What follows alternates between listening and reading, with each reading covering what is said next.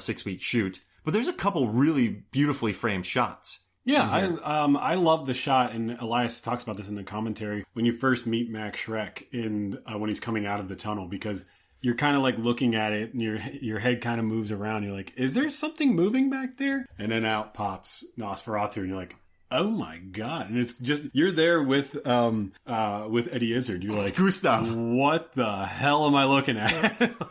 Remember when Gustav overacts a little bit and Fritzy, played by Cary Ellis, is like, what's his deal? And then Malkovich is like, don't worry about it. That's his method. Great job, Gustav. Great job.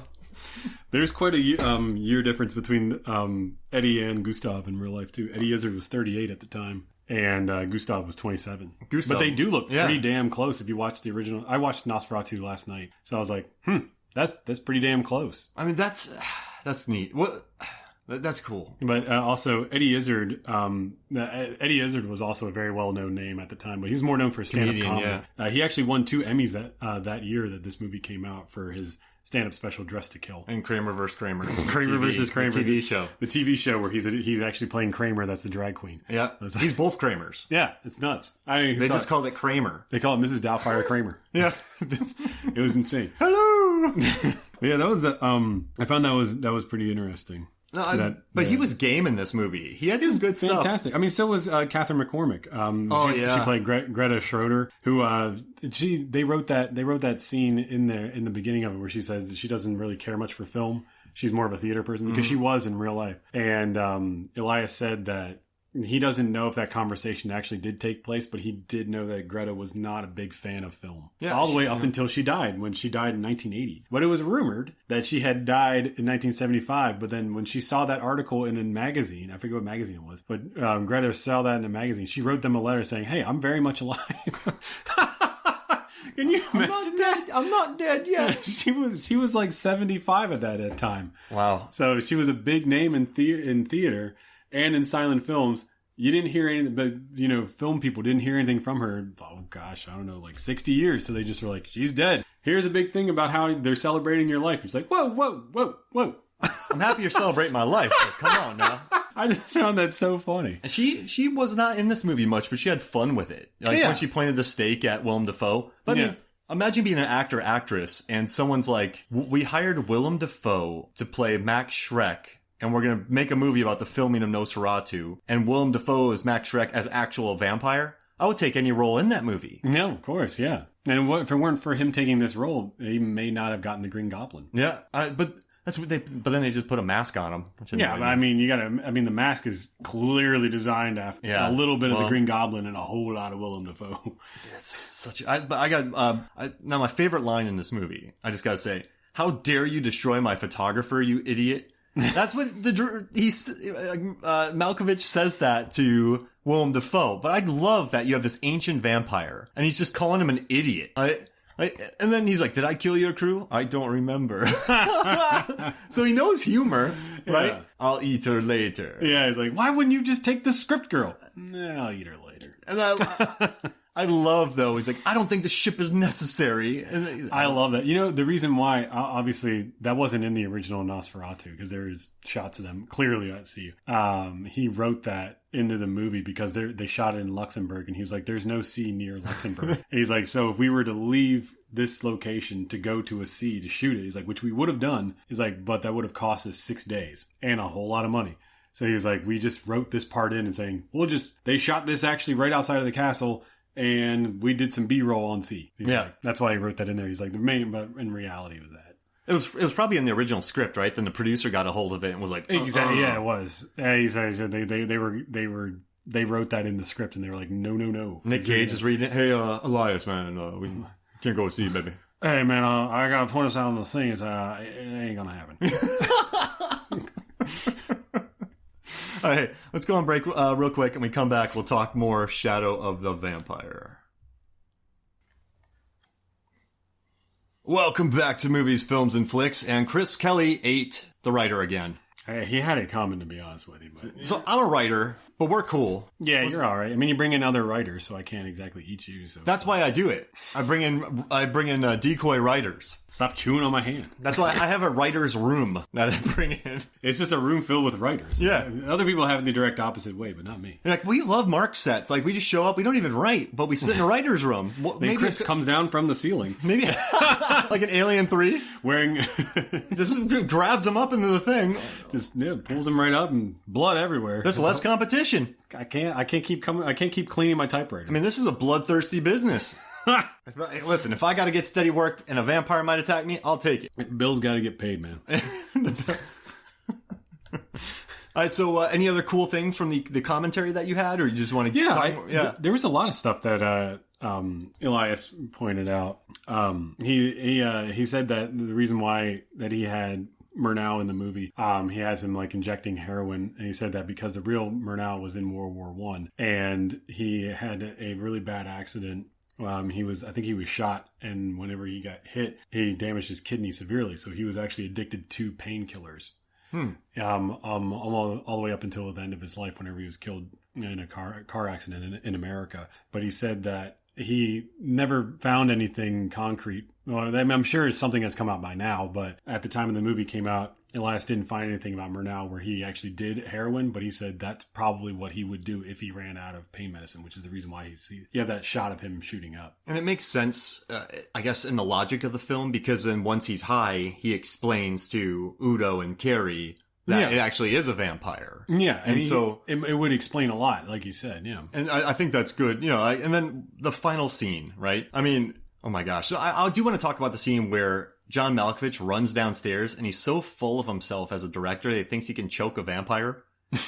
And so he's choking Willem Dafoe. Willem just smiles and then leans forward, and he just pushes Malkovich back with this giant smile on his face. Like that's, I love that, man. Don't cheat me, mortal. Like, I love that though.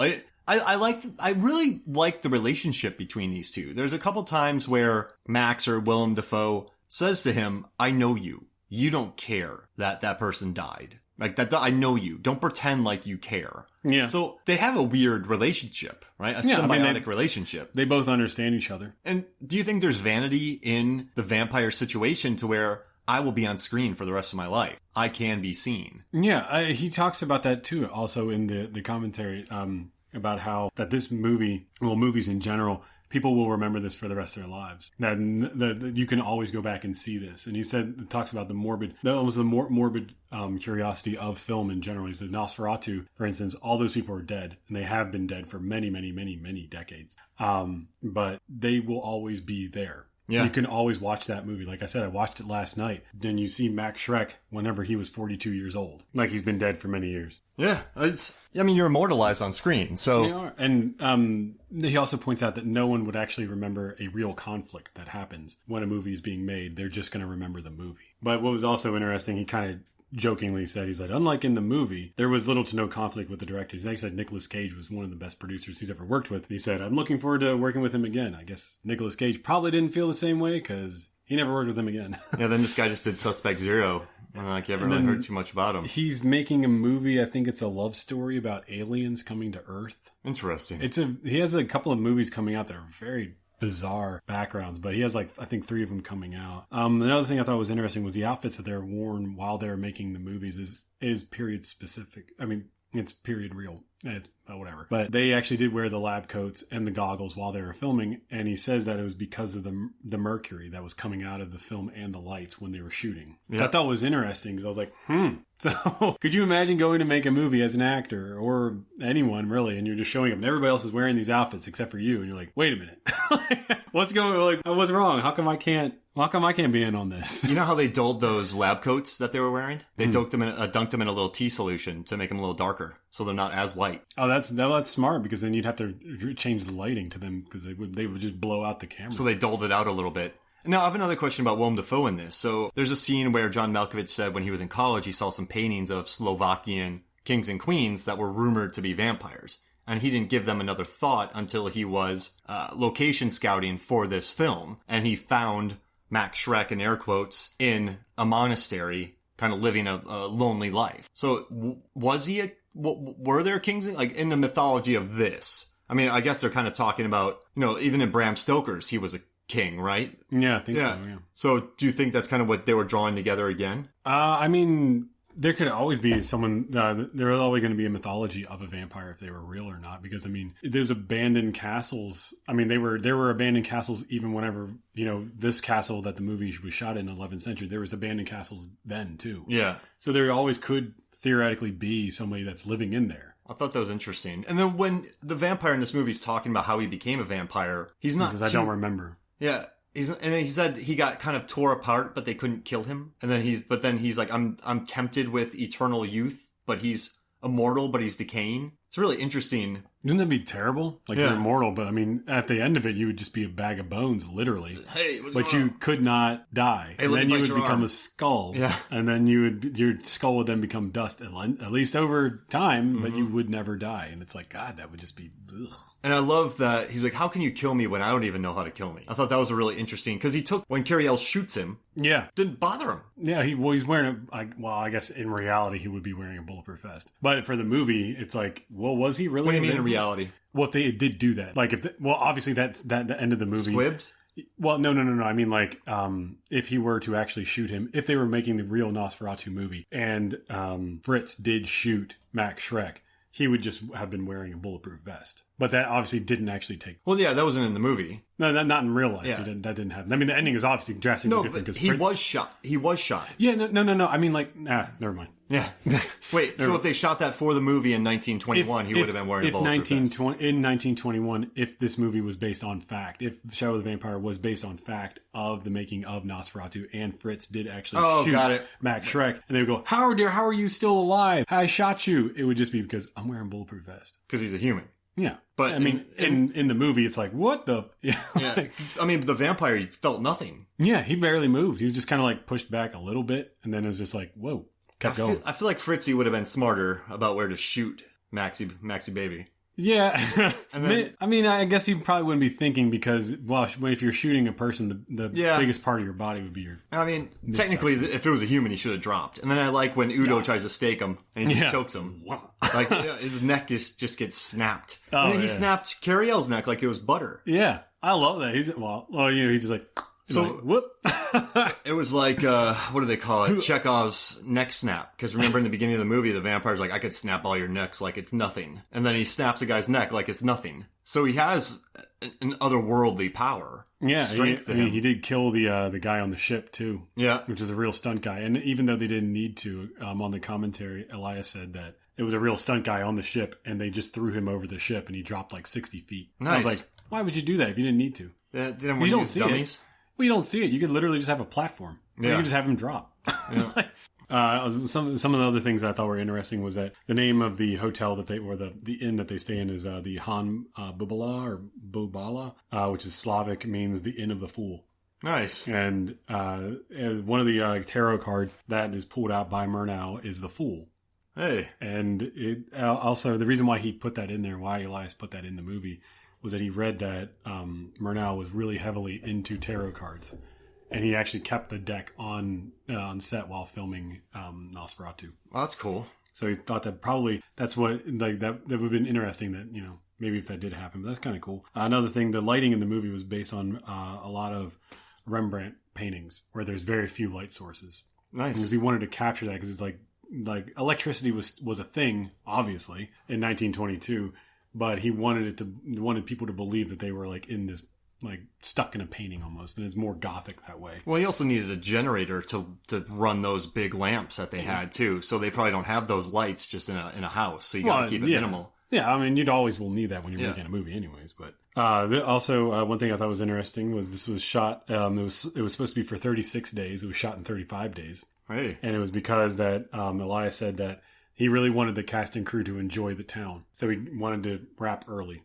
So they wrapped early specifically so that they could go out and enjoy the town. How'd you like the deals with the locals in this? I love when the extra walks on set. He's like, there's a native in my shot. And he's complaining about the locals. And they want to put up crosses not for decoration, but for protection. So they know he's a vampire, right? Well, in the movie, they would think that he's a real vampire. So just get out of here. They're like, come on, just get the fuck... get out of my house. Yeah. And I love at the end, since we got our PG-13, I'll throw one more in. I like the part when at the end when he's doing the fake dying, he's like, "You fucking rat bastard, die alone, the weight of the centuries bend you." I love that scene. And then I love the crew members open up the light at the end and he dies.